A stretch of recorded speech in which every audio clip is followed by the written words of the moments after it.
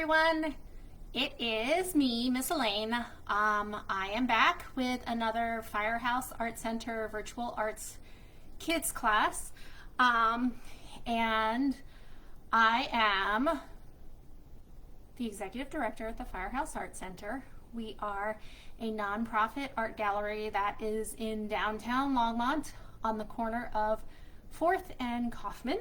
And we are currently open, but also offering virtual stuff on our website and on Facebook, and also on YouTube. So we are trying to engage our community however they feel safe, whether they feel safe coming into the gallery. And we miss you guys, and we hope that you do come in if you feel comfortable with that.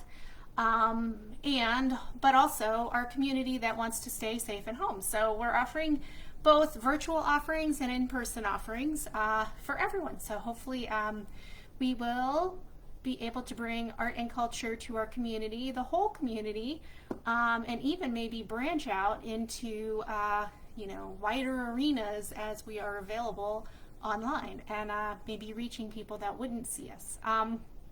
But today's art class, we are going to be doing a stained glass butterfly Suncatcher.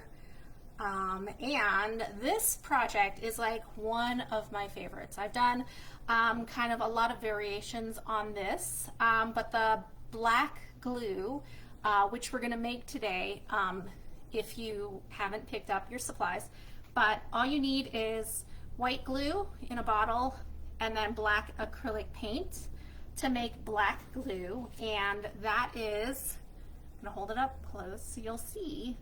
It's like, it provides like a 3D surface, and then you can color the spaces within to create your stained glass. So if you are familiar with the creation of stained glass, the black glue acts as the lead that holds the colored glass together. So it's not actually made like you would make typical stained glass, but it gives you the same kind of idea, and then you can color it and put it in the window, and it is a really cool sun catcher. So you don't have to do the butterfly design, you can do whatever design you want, but we are going to be drawing a butterfly together.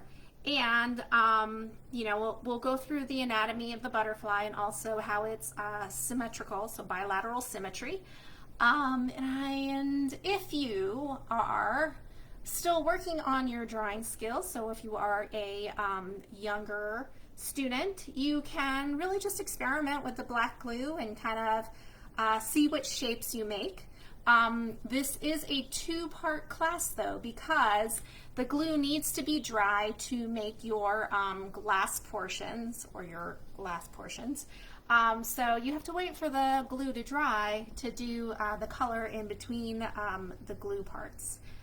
So what I'm going to be doing is I'm going to show you how to draw your butterfly. I'm going to show you how to mix your glue and black acrylic paint.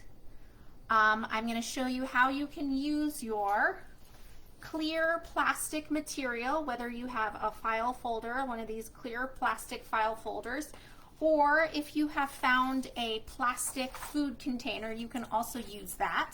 I'm going to show you how to use that to make your glue lead design, and then we're gonna pause, or you're gonna pause, and then I'm gonna show you how to color in this right here. So it says, do we do this weekend or with you another day? Nope, nope, nope.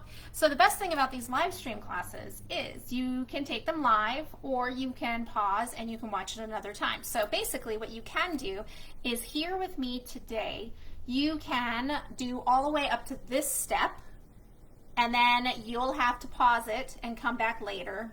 But I will continue on, so when you come back later and this is all dry, you can go to the midway point of the lesson and you can color it in. So that's really all that you have left to do after you do the butterfly, kind of the lead portion, the black glue portion of it. And then you can obviously cut it out if you want. So this is the one that I've pre-made to show you how to color it in and cut it out. But I'm going to show you the part that gets to this as well. So I'm going to put this to the side, and this is the drawing that I made initially, but I'm going to do another one because we're going to see how we can make the butterfly together. I'm just getting some paper. So you're going to need, it's supply time, so make sure you have these supplies. You're going to need a piece of paper. You're going to need a pencil. You're going to need a black marker. It doesn't have to be a Sharpie, and it doesn't even have to be black. It can be any color. It's really just to trace for the black outline for the glue. You are going to need acrylic paint of some sort. Now this is actually, I had a thicker acrylic black paint that I use in my paintings. And actually what I did is I poured a little bit in here and added a little water so that it was more fluid and can actually pour into the glue. So you really don't need that much for this project. And then of course you need your plastic thing. So make sure you have paper, pencil, marker of some sort, paint, glue, and then a clear plastic thingy or vellum paper works as well.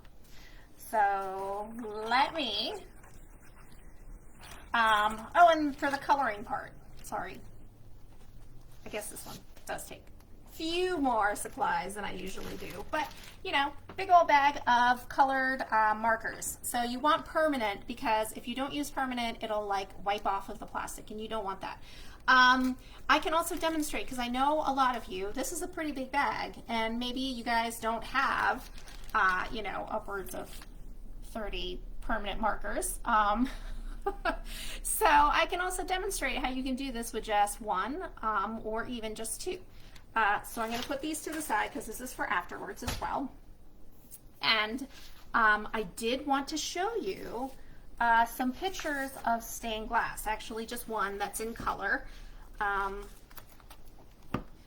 because stained glass is a beautiful form of art. And I'm going to hold this up to the screen so you guys can see.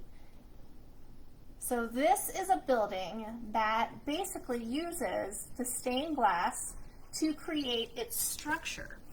So let me read to you. This is the First Presbyterian Church in Stamford, Connecticut. So the architect created a lofty interior illuminated by walls of stained glass to give a sense of spiritual exaltation. So he used the stained glass to create the building, but also to give it a sense of atmosphere. So as far as historically, stained glass has been around for, you know, thousands of years. So let's see exactly. It says 1,000-year history. So I'm going to turn the screen down, and I'm going to give you a little bit of history as we are working on our butterfly. So I don't just have to read to you about the history of stained glass, but you can learn a little bit more as we are drawing. So here's my workspace. Once again, I'm at home. Sometimes I switch it on and off and go to the firehouse, and sometimes I do my artwork at home. But this is kind of a clearer picture of what we are going to be doing. Isn't that cool? So once you put this against the window, the light will come through, and then you'll be able to see the colors just like stained glass. So the term stained glass refers to colored glass as a material, as well as to the works created from it. So in its 1,000-year history, the stained glass started out being used as windows of churches and other significant religious buildings. So basically like that picture that I just showed you, it was also used for flat panels and windows. As the history progressed, modern artists used stained glass to create three-dimensional structures and sculptures. You might be familiar with lamps that were created by Tiffany that use the stained glass and the foil glass work within them. So it went from being just windows that, you know, the light would come through and you would see all these colored lights and patterns in religious buildings and stuff, to using stained glass to actually create things. So stained glass lamps, stained glass, they would use it for just windows in homes, so things like that. So as far as creating a real piece of stained glass, this is obviously just plastic. See? When you make stained glass, you actually color the glass within these parts with metallic salts. And then these small pieces of glass are arranged to form patterns and pictures and held together by strips of lead. So this part, this right here, the black glue, is imitating what the lead would be used for. And then the lead creates a rigid frame for them to put this then into the window or to create whatever they're creating. So we are going to create our butterfly stained glass, and doesn't it look really pretty? I love the way it looks against the paper because, you know, when you put it against the window and the light comes through, it does make it look a little bit lighter, but once you put it against white paper, you really see how bright the colors can be. So I'm going to move this to the side, and we are going to create our butterfly. Now, we've done butterflies before, and I know I've used the word bilateral symmetry, and that means having a left and a right side that are very similar or the same. So what we're going to do is we're going to fold our paper in half. Now, this center area is where we are going to draw the butterfly's body. So I want you guys to visualize this as a line. So it's a fold, but it's really the line in the center of the paper. You are going to, I forget, I have to do this upside down. You're going to give the butterfly a head. Now, we talked about the anatomy of a bug. Let me see if I have my paper. So the anatomy for the insect, you have the head, thorax, and the abdomen. So we still need to do that. We're going to give the butterfly its head, its thorax, which is its chest, and then its abdomen, which is going to be kind of like its belly. Okay, so I'm going to take my marker and I'm going to outline it. Now, this is just our guide. So if you look right here, you'll see that I've colored in actually these pieces. So this is the abdomen, the thorax, and the head, and they're all fully colored in with the glue. But I don't have to do it in here. I'll just know that when I'm making my butterfly, I want to fill this space with black glue. Okay. Then I'm going to create the butterfly's wings. So there's going to be a top wing and then a bottom wing. And I'm only going to do one side because we're going to fold it and then we're going to do the second side. So I'm going to do first the top wing, and it's going to come out from the thorax.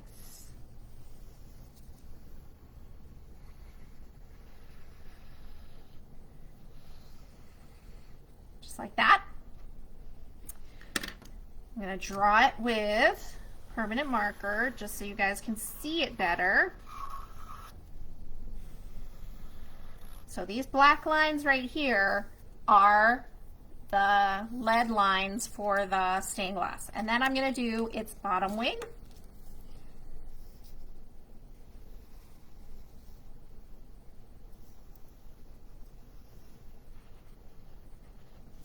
Like that. And I'm going to do that in marker as well. Now, the reason you want to do it in marker is because you want it to be pretty dark and visible, because what you're going to do is you're going to fold this back, and do you see that very faint line? You are going to trace it. So this is one way you can do it, or you can just draw it and kind of just guess and see if you can make it look almost exactly alike. But if you flip it over like this, you'll know that it is the same. So I'm just going to copy, so you'll see the line coming through, and I'm just going to copy that with your black marker, because it's very faint, but you can still see it. So I took the line from here, turned the page, saw the faint line, copied it, opened it again, and then I can see this line right here that I'm going to copy. Okay, and that is our perfectly bilateral symmetrical butterfly. So bilateral symmetry. You split it down the central plane, and your left side is the same as your right side. So I'm upside down. So this is my right side actually, but I know that I'm drawing it upside down for you. So your left side and your right side completely match up. So we don't want to forget the antenna. So the antenna for the insect, butterfly. And we're not going to give it legs because the butterfly's legs are small, and we want to really focus on the beauty of the wings and using the stained glass for that. So I think we're pretty much done with this. We're going to draw the patterns with the glue because I feel like it's way easier to do it with the glue than it is with the marker. So I'm going to move this to the side, and we are going to mix our bottle of glue. So I actually forgot that I was going to mix this online, and I poured just a teeny weeny bit in there. So I stopped myself and I thought, oh my goodness, I forgot I was going to mix this with the kiddos. So you want a bottle of glue with space for you to put some paint in it. So you don't want it full. So if this is a new bottle of glue, you might have to get like a Tupperware container and pour a little bit of the glue out so that you have space for the black paint. So I'm going to open this, and you'll see that there's some black paint already in there. Once again, it started out as acrylic craft paint, but what I actually did was I put some of my black acrylic paint that I use for painting on canvases, and it's definitely a lot thicker. And I put it in here, and I added a little bit of water so that it flows. So I'm going to open this. Now this is acrylic paint, so if you have an adult that is willing to help you, it might be a good idea to get their help because acrylic paint does stain clothing, and if it does get on your clothes, you would have to wash it out immediately. If it gets on your hands, don't worry about that. It does come off hands. I had a kiddo in class one time, and they were very worried because I said that acrylic paint is permanent, and they thought that I meant like permanent on their hands, but it's not. It'll wash right off your hands. You just have to use soap and water, which we're doing a lot of anyway these days, right? We use soap and water to wash our hands, and we make sure that we wash them for the happy birthday song or whatever song that you're choosing to use right now. But so you shake it up, make sure it gets nice and blended. If you have a paintbrush that is nearby you, or even just a stick of some sort, you can use your paintbrush and kind of stir it in there and make sure it's all mixed up. Do not use the brush end, just use the stick end, because if you use the brush end, you will have to immediately wash it out because it will make the bristles all gluey. If you don't immediately wash it off with the brush end, you can just kind of scrape it off as the glue dries. So that is all mixed in. See? All dark. And I'm going to put this to the side and put the lid back on. So this is like a super fun part of this project right now, because what you get to do is you get to take your butterfly and you get to take your clear file folder. Now, if you don't have a file folder and you have a food container, you can use the food container on top of your butterfly. Just make sure it fits. So here it is. Now this is my plastic. See, it's hard to see, but when I do that, you can see that I've put my plastic over top. And if you want to, you can tape it down or hold it down, but you don't want it to move because you want to make sure that your butterfly transfers exactly. So I'm going to use my glue as if it were a drawing tool, okay? And you'll see that some of the white glue is at the top of the tip, so it started out being white, but you can use it to paint with the glue. So you're going to use your glue and you're going to fill in. That was my abdomen, then my thorax, then my head. And you're going to do the outline for the butterfly's wings.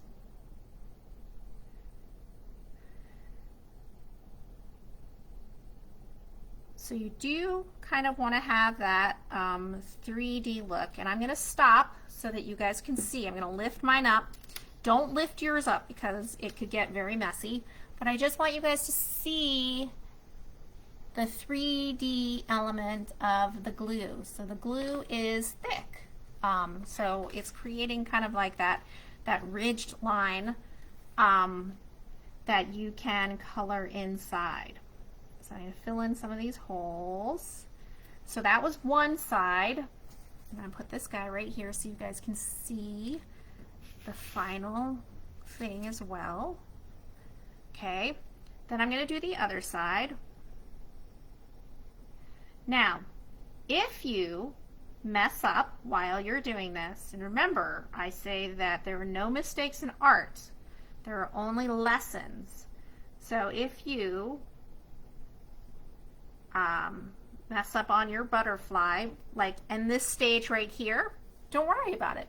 What you can do is you can actually just take a wet cloth and wipe it all down, make sure you get all the black glue off, and having learned the lesson of what you need to do differently, you can just start over. So no big deal if you know, your first try or even your second try or even anything after that doesn't turn out exactly the way you want, you can change it up. So sometimes butterflies have like that longer piece down here. So I'm going to do that, and then I might even add, so I think that you see that in monarch butterflies. So, oh, and I forgot. Don't forget his antenna. Okay, so now we have the outline of our butterfly. Doesn't it look cool already? I think it looks really cool. So now what you're going to do is you are going to create the spaces for the color design. So starting from the center, you're going to make radiating lines. So radiating lines come from a central point and they radiate out, so they move out. The space in between the lines expands as you get further out. So it's close to further apart, okay? And you want to keep with that bilateral symmetry as much as you can. So I have 1, 2, 3, 4, 1, 2, 3, 4 in that bottom part. And then I have 1, 2, 3 in the top part. So I'm going to make sure that I have the same number on each side. So you can even count with me to make sure I got it right. I have 1, 2, 3, 4, 5, 6, 7. 1, 2, 3, 4, 5, 6, 7. And then I have this little dot right here that I accidentally put right there. Don't worry. I'm not even worried about it because the next part of our design is we're going to go across these lines. I'm going to go side to side so I can try and imitate them on one side and then the other one. And then this is going to create the pattern for our butterfly wings.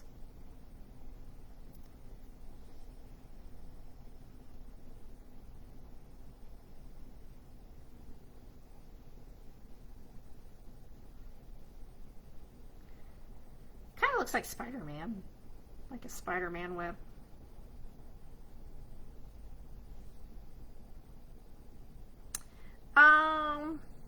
and you know what? I kind of like the way that that dot is right there, so I'm going to add some dots. So you can always turn drops or anything like that into happy little mistakes. And then I think that this butterfly is done. So I'm going to make sure I close up my glue, because the glue is got ink in it, so we want to make sure it doesn't get on anything. Danielle says, why in the world would somebody leave an angry emoji? Maybe they can't hear me. So if you guys can't hear me, let me know. Sometimes I talk a little bit quietly, and then when I drop my head, it's hard to hear me. So hopefully that's not the case. I am going to move this to the side because it's wet and it needs to dry. I might even put it outside to dry in the sun. And if you guys are working along with me and you need time to let your butterfly dry, this is the perfect time to stop, because I am bringing out my fully dry butterfly. Isn't it cool? So I want to show you guys. So look, it's got like that 3D element to it. My 12-year-old, who's like usually over my art projects, he's like, Mom, I've done these with you before. He was like, ooh, that's really cool. So he is going to do this lesson later on, but he was very impressed. Anyway, so if you are going to wait for your butterfly to dry, this is a good time to pause and come back later and color it in when it is dry.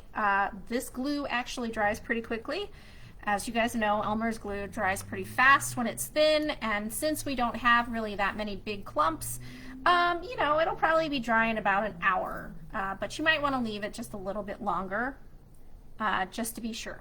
Okay, so if you're coming back and your glue is dry, we can get ready to color. So I am going to show you guys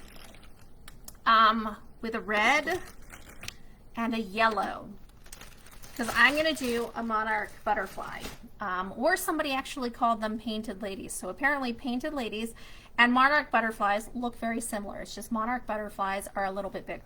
So I am going to first color with my red and then my yellow. So this is as if I don't have any orange, and I only have these two colors. So what you're going to do is you're really just going to color within the lines. It is like the coolest color by numbers or coloring book that you could have.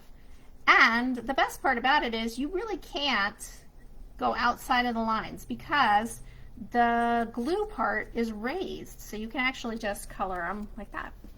And you can add the yellow on top, and it becomes orange.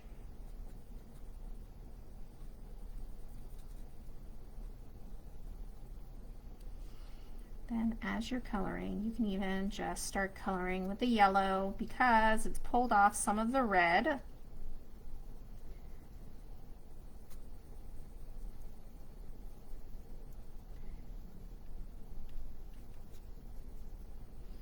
Now, if you wanted to get super fancy with this project, you could take it a step further. So I am coloring it with permanent markers. There is a way that you can do it with colored glue. And then once that's done, you can actually peel off the whole glue and colored glue stained glass kind of project. That would just mean that you would have more of these containers, and you might want to add like a red acrylic paint to it, and then have one that's blue acrylic paint, and then you could make the whole thing using glue. And if it's thick enough at the end, because it all becomes one piece, you can peel it off and it would be a whole piece of colored glue.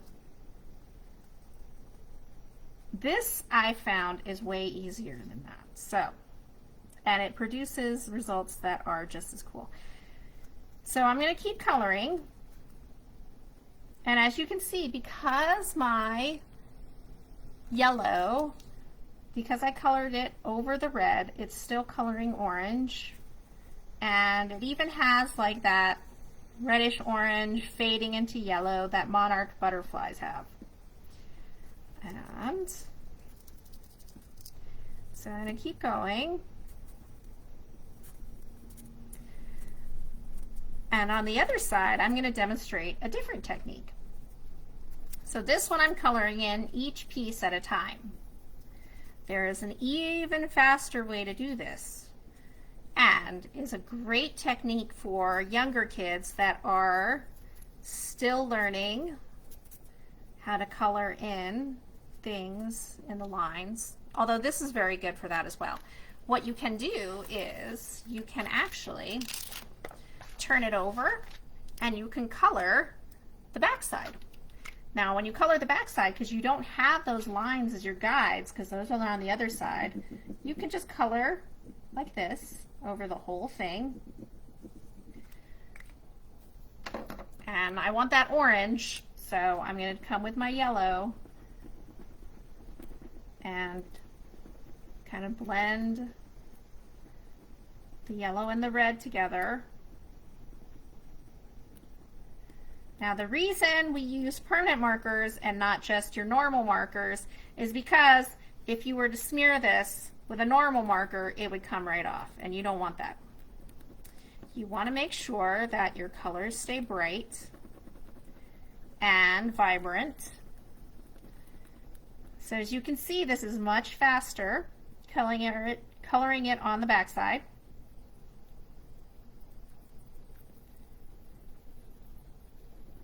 And when I turn it over, you guys can tell me if it looks any different from one side to the other. Ta-da! So that is my fully finished Suncatcher. All I need to do now is cut it out and put it against the window. As I said before, you know, this black glue is super cool to experiment with. If you have done a different design, so if I were to just do a circle with like maybe waffle print or anything like that, you can make all sorts of Suncatchers. It doesn't have to be the butterfly, but the butterfly just happened to work really well with this project, and this week is butterflies and bugs, so I wanted to stay with that. But if you are just kind of getting used to the whole drawing with the glue thing and you've made you know, different shapes, awesome, color those in, put those in the window. These stained glass Suncatchers can be any shape, and they can be any color, and really it's just an awesome way to bring color into the room as the light comes through. So historically they actually used these stained glass windows not to you know, they were kind of used to more control the light coming in. So when they would use them in religious buildings, you would control the light coming in, creating that atmosphere of like, kind of like a darker, more sacred space. And then the stained glasses became illuminated wall decoration. So it was as if it was a gigantic painting instead of a window that used the lights to create the color. So that is what we are doing here today. So all I have left to do is to cut this out, and I am done. But I'm not going to do that on the screen. I am going to cut it out afterwards, and I'm going to put a whole bunch of these. I might even add these to the firehouse window. They're so pretty. So if you drive by the firehouse, you will see my finished projects. I'm going to turn this up, so hopefully you guys can see me. So, ta-da! This is our finished project. So hopefully you've come back after making this with me. So this is still wet, and I did smear it on the top. But we went from this, learning how to draw a butterfly with bilateral symmetry, keeping in mind the insect anatomy with head, thorax, abdomen, antenna. We did the forewing and the bottom wing. Then we transferred that drawing to our plastic, and then we colored it in. So I have a question. We had problems with too much glue coming out at a time, so a lot of glue ran together. Any tips? So that is just control of your glue bottle. So you might want to practice just doing lines, or even just closing the tip to just the tiniest little point. And really it's just, you know, practice makes perfect. Another thing is, if you have thicker acrylic paint might work better. So I know that Julie, yours and Joshua's paint was the initial pour from this acrylic paint, the craft paint, so it's a little bit waterier than my normal black acrylic paint that I use for painting on the canvas, so that could be it. But if you just tightened up the tip and you know, just practice with it, that would work too. And you know, as I said, art is not about being perfect. You know, you can make mistakes, but I like to think of them as lessons. So just keep trying, and each one is going to get better, and then you can end up with your final project. So thank you guys. I was just so worried. I think I almost just put my elbow in my butterfly. But thanks guys for coming to craft with me. I'm going to keep doing these free Tuesday and Thursday classes at 1 p.m. Just kind of trying to use some materials that you guys have at home. But we're also starting a Firehouse Art Center summer camp class. So the class is going to run from 10 to 11:30 every day starting July 6th. Our first 2 sessions, which are going to be the weeks starting with July 6th and then the week following, are painting camp classes. So we're going to do acrylic and watercolor. And the class price comes with all of the supplies. So you get a supply kit with canvases, with watercolor paper, you get a whole kit of acrylic paints as well as watercolor paints. And then each class we kind of do different projects. There will be a finished project at the end, and then we can kind of also play with techniques in the beginning. So that is the painting class. The third week is a session of pastel drawing, and it's only 4 classes because we're going camping on that Friday. But so it's a 4-session camp, and we're going to do pastel drawing, both chalk and soft pastels, as well as oil pastels. But anyway, check it out on the Facebook page. You can find the camps on Eventbrite, and the link is on our Facebook page if you are interested in that, and it starts on July 6th. But I will also continue to do these Tuesday, Thursday classes for free at 1 p.m. live stream. You can watch them with me and ask questions, and if you miss them, you can always come back and do it on YouTube or watch them on Facebook. So I think that's it. Next week is our first week of July, and I don't have a theme planned yet, but I'm thinking of one, and I will post it shortly. But we're going to follow the same pattern of Tuesday. We're going to do more drawing and painting. And this was our class from Tuesday. We drew a bug using a magnifying glass, so we learned a little bit about magnification as well, so art and science. And then our Thursday class is more of a multimedia, learning about different kinds of mediums and different kinds of techniques.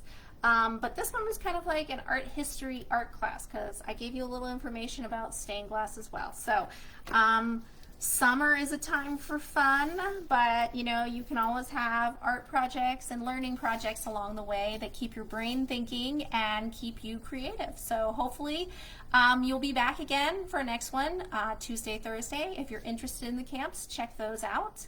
But until then, have a fabulous and safe July 4th weekend, and I will see you next week. Thank you so much. Bye guys.